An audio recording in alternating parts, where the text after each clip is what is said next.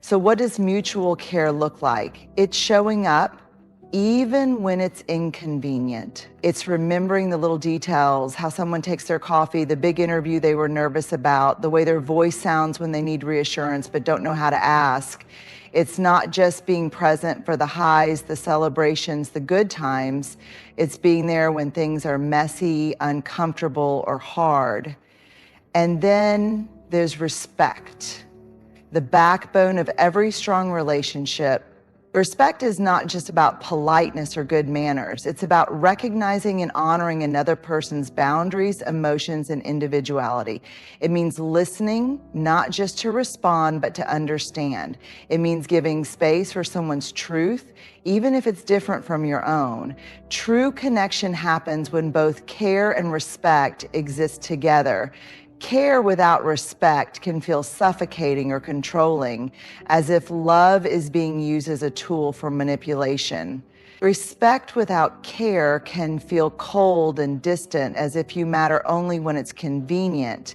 But when the two work hand in hand, there's balance, there's security, there's the kind of relationship, whether romantic, platonic, or familial, that makes you feel like you belong. If you've ever been in a dynamic where you were the only one trying, you know how exhausting it is. It wears you down. It makes you question your worth. But here's the truth. You should never have to chase care. You should never have to convince someone to respect you. The relationships that are meant for you will never make you feel like a burden for needing reciprocity. At the end of the day, true connection is not just about proximity or history. It's about effort. It's about two people choosing day after day to care for and respect each other, not out of obligation, but because they genuinely want to. That's the kind of connection worth holding on to. We spend so much time analyzing what people say to us. We replay conversations, dissect text messages, and search for hidden meanings in words that feel unclear. But often the most revealing truth isn't found in what someone says, it's found in what they don't say. Indifference speaks louder than words. When someone cares, you feel it. It's in the way they check in on you, in the way they make an effort to understand your emotions, in the way they remember the small details you never thought mattered. Care is active. It moves, it reaches, it creates space for connection. But indifference is passive. It's a void. It's the absence of effort, the lack of acknowledgement, the quiet dismissal of your presence in someone's life. Silence is an answer. Lack of effort is an answer. Apathy is an answer. We sometimes fool ourselves into thinking that if someone isn't outright cruel to us, then they must care on some level. We tell ourselves that maybe they're just busy, maybe they're not good at expressing emotions, maybe we're expecting too much. But let's be honest, caring doesn't require constant words, but it does require presence. If someone truly values you, they won't let you linger in doubt. They won't leave you questioning whether they care. They won't make you feel like you're always the one reaching out, the one trying to maintain the connection, the one carrying the weight of the relationship on your shoulders. Indifference is the friend who never asks how you're doing, even when they know you're struggling. It's the partner who shows more excitement over their phone than in spending time with you. It's the family member who only calls when they need something. It's the colleague who dismisses your ideas without a second thought. It's not always dramatic. Sometimes it's subtle. But over time, it chips away at your sense of worth. It makes you wonder if you're asking for too much when in reality you're asking for the bare minimum. And here's the hard truth. If someone's indifference is making you question your value, it's not your value that's in question, it's their ability to see it. We have to stop chasing people who show us through their inaction that they don't value us. We have to stop making excuses for those who don't make room for us in their lives. Love, friendship, respect, these things don't require begging. They don't thrive in places where indifference lives. So pay attention to what isn't being said. Pay attention to the energy, the effort, the presence, or the lack of it. Because the loudest message someone can send isn't always in their words, it's in how little they seem to care when you stop trying. We've all heard the phrase, actions speak louder than words, but it's not just actions, it's patterns that reveal the truth about a person. Anyone can make a promise, anyone can say the right things in the right moment. But words, no matter how beautifully spoken, mean nothing if they are not backed up by consistent behavior. Promises are easy, they give hope, they sound reassuring, and they keep people invested. But patterns take time to notice. They tell the real story. They expose habits, priorities, and true intentions. If you want to understand who someone really is, don't focus on what they tell you. Focus on what they repeatedly do, the power of patterns. A person who constantly cancels plans at the last minute, that's not bad luck. It's a pattern of unreliability. A friend who only reaches out when they need something, that's not forgetfulness. It's a pattern of self-interest. A partner who apologizes for hurting you but keeps doing the same thing over and over, that's not an accident. It's a pattern of disregard. People show you exactly who they are through repetition, not through one-time actions. One moment of kindness doesn't make someone a good person, just like one mistake doesn't make them a bad one. But consistent behaviors over time reveal a person's true nature. Promises versus patterns. Promises can be emotional. They feel good to hear. They make us want to believe. They fill the space between who someone is and who we wish they were. But a promise without follow through is just a distraction. Think about the person who always says, I'll do better, but never actually changes. Or the one who says, I care about you, but never makes the effort to show it. Those words may be comforting in the moment, but if the behavior stays the same, the promise was just an illusion. Pay attention to the trend, not the excuse. Why we ignore patterns. The hardest part about accepting someone's patterns is that it forces us to face reality. And sometimes reality is painful. We want to believe people will change. We want to hold on to their potential. We tell ourselves stories. They didn't mean it. They'll get better. Maybe I just need to be more patient. But potential is not a promise. And it's certainly not a pattern. The truth is, we don't need to decode people. We don't need to overanalyze or search for hidden meanings in their words. The answer is always in their consistent actions. When someone shows you who they are, believe them. It's a hard lesson, but an important one. People will always show you who they are. Your job is to believe them the first time, not when they finally run out of chances. Not when they hurt you one too many times. Not when you're exhausted from trying to justify their actions. Believe them when their actions don't match their words. Believe them when their patterns tell a different story than their promises. Believe them when they consistently show you that they don't respect, value, or prioritize you. Because at the end of the day, someone's real character isn't found in what they say they'll do, it's in what they actually do over and over again.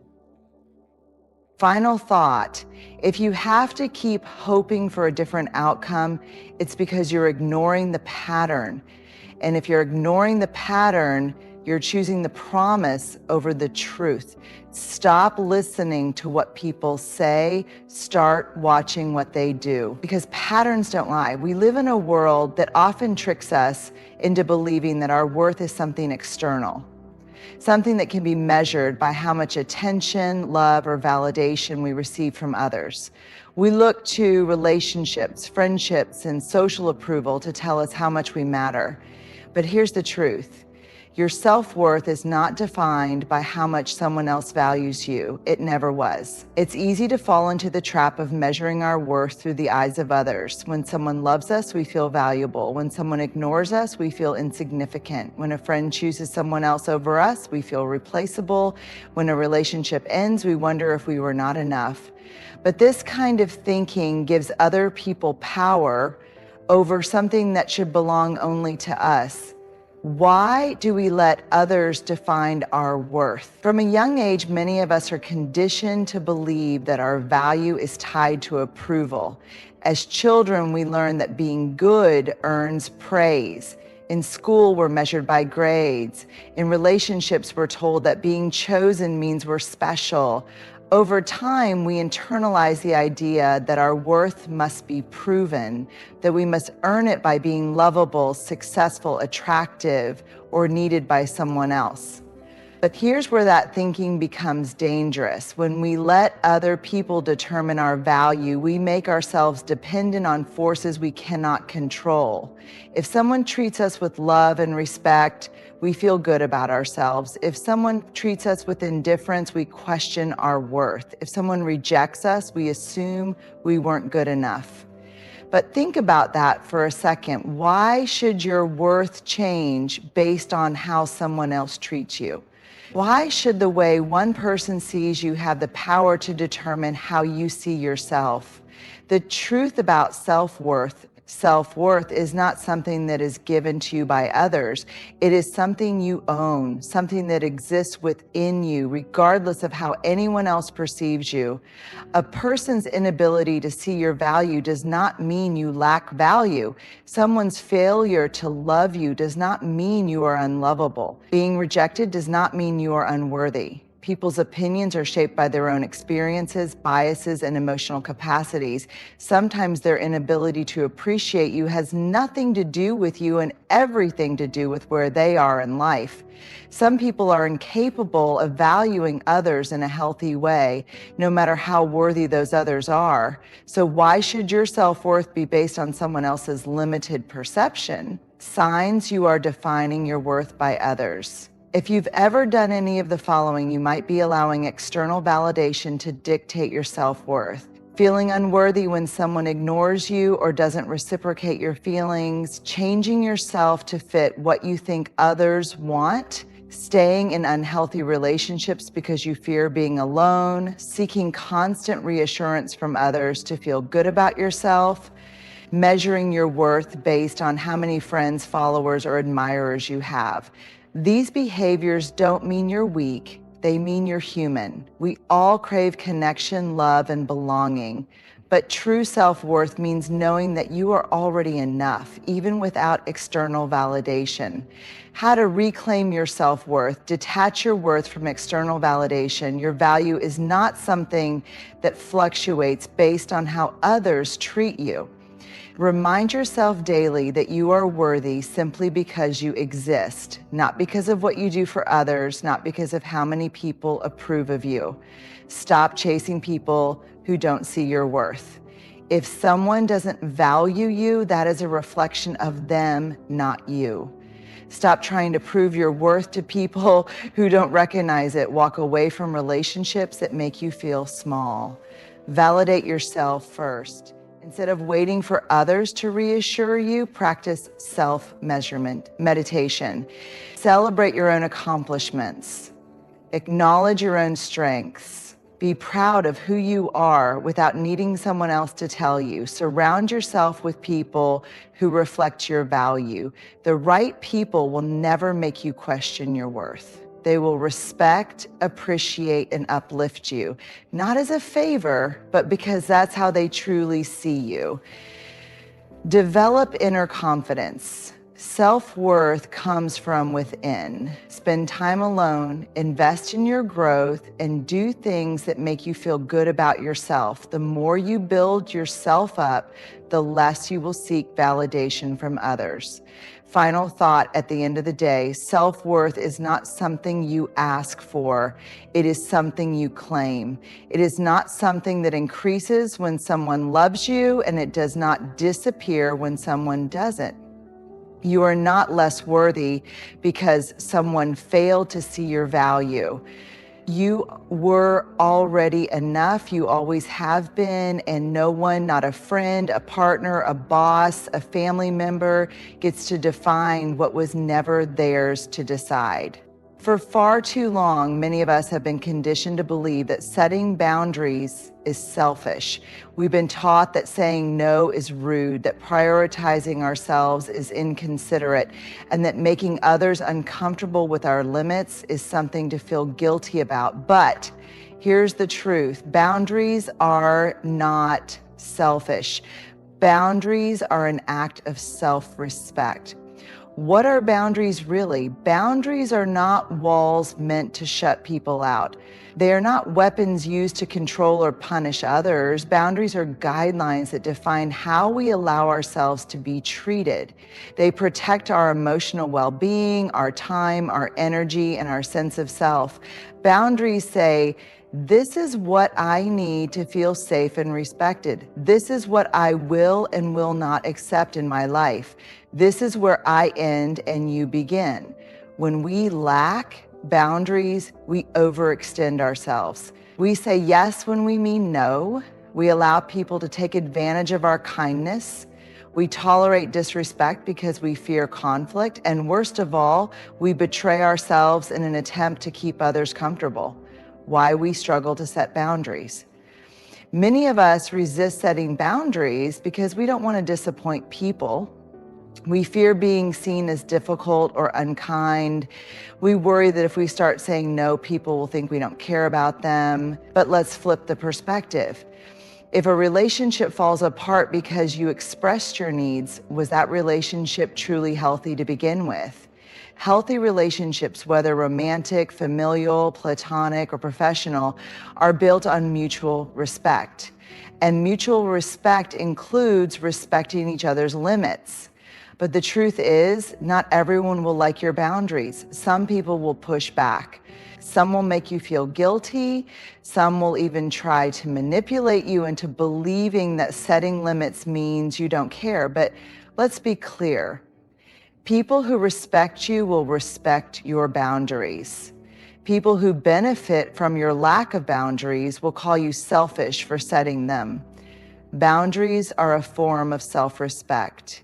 When you set boundaries, you are not being mean. You are not being dramatic. You are simply choosing to honor yourself. Saying no to something that drains you doesn't make you selfish, it makes you self-aware. Limiting time with people who disrespect you doesn't make you cold, it makes you self-respecting. Protecting your peace doesn't make you difficult, it makes you emotionally intelligent. Boundaries are how you teach people how to treat you. If you constantly allow others to overstep, they will. If you don't speak up when someone disregards your needs, they will continue to do so. But when you set clear boundaries, you send a powerful message. I respect myself enough to stand up for what I need. What healthy boundaries look like. Healthy boundaries are not about control, they are about clarity. Here are some examples. Emotional boundaries. I am not responsible for managing other people's emotions at the expense of my own well-being. Time boundaries. My time is valuable and I won't overcommit just to please others. Communication boundaries. I won't engage in conversations that are disrespectful, manipulative, or toxic. Work boundaries. I will not answer emails or take work calls outside of my set working hours. Relationship boundaries. I will not tolerate dishonesty, disrespect, or emotional neglect in my relationships. Boundaries are not about rejecting others. They are about protecting yourself. They allow you to show up as your best self, not a drained, resentful version of you. Letting go of guilt. If you feel guilty for setting boundaries, ask yourself, why do I believe that other people's comfort is more important than my well-being? Why am I willing to prioritize their needs but not my own? Why do I think I must earn respect instead of simply expecting it? You are not responsible for managing how others feel about your boundaries. Your only responsibility is to honor yourself. If someone truly cares about you, they will want you to feel safe, valued, and respected, not drained, overextended, or resentful.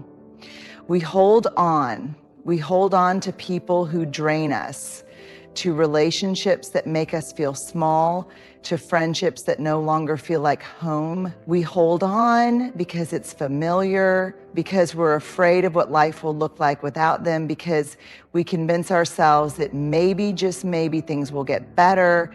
But here's what we don't realize in the moment. By clinging to the wrong people, we block ourselves from receiving the right ones. Why do we hold on?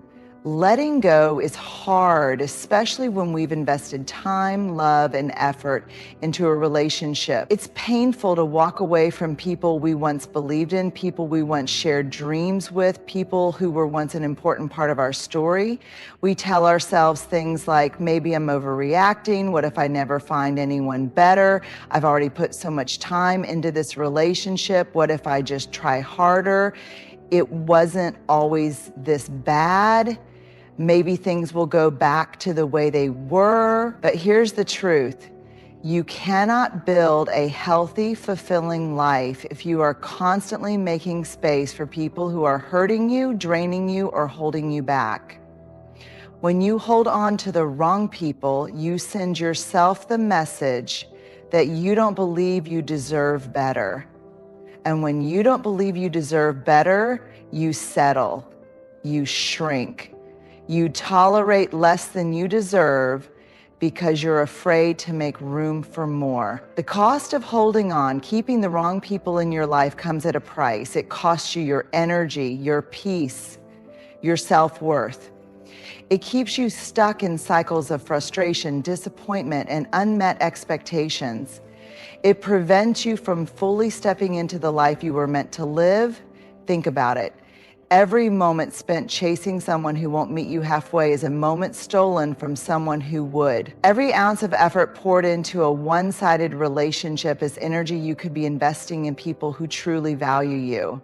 The wrong people will make you question your worth, take more than they give, show up only when it's convenient for them, make you feel like you're hard to love, leave you emotionally exhausted.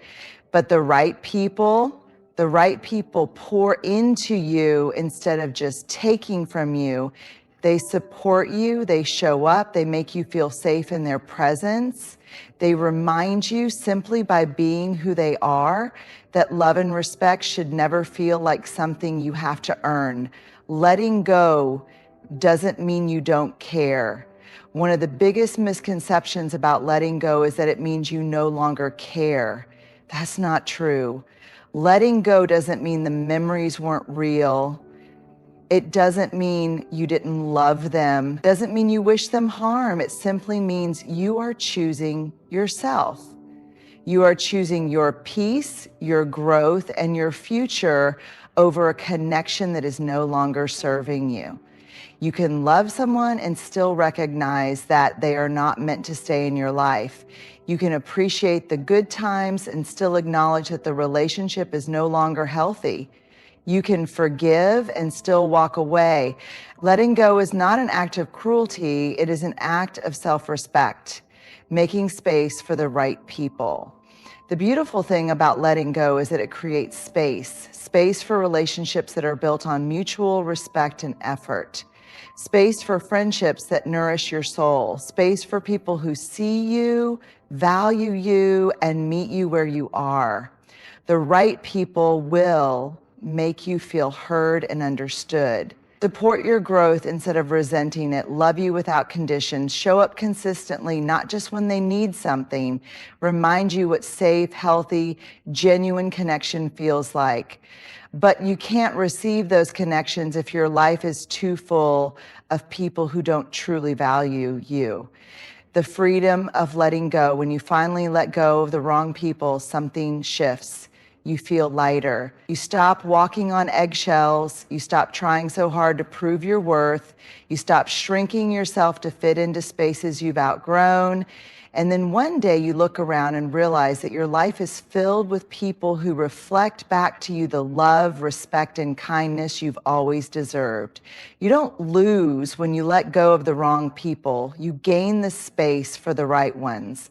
At the heart of it all, true connection is built on mutual care and respect. The people who genuinely value you will never make you question your worth, nor will they require you to sacrifice your well-being just to keep them in your life. Indifference speaks louder than words, and when someone continuously disregards your needs, their actions are telling you everything you need to know. People reveal who they are through patterns, not promises. It is not what they say in moments of convenience, but how they consistently show up that defines the relationship. And no matter how much you pour into someone, your self-worth is never determined by their ability or inability to appreciate you. You are inherently valuable regardless of who recognizes it. Setting boundaries is not selfish, it is an act of self-respect. The people who truly belong in your life will honor them, while those who only take advantage of you will resist them. And though letting go is difficult, it is necessary. When you release the wrong people, you make space for the right ones.